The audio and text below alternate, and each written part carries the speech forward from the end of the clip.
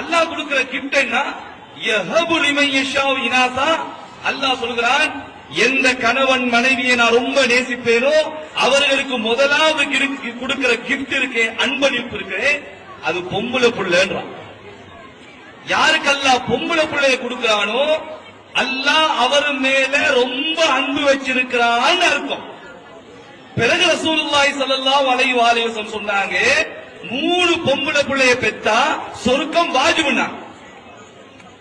அப்ப ஒரு சஹாபி கேட்டாரு, யார சொல்லலாம், எனக்கு 2 பொம்பளை பிள்ளை அப்படி இருந்தாலுமா? ஆமா, உங்களுக்கும் சொர்க்கம் வாஜிபுன்னா.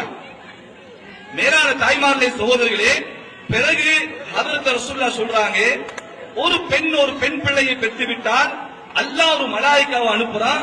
யசுப்புல் பரக்கத்த தப்பா, உச்சம் தலையிலிருந்து உள்ளங்கால் வரை பரக்கத்தை கொட்டுன்னு கொட்டுறான். ஒரு பொம்பளை பிள்ளையா இருந்தா பிறகு அந்த மலாயிக்கா துவா செய்றார்,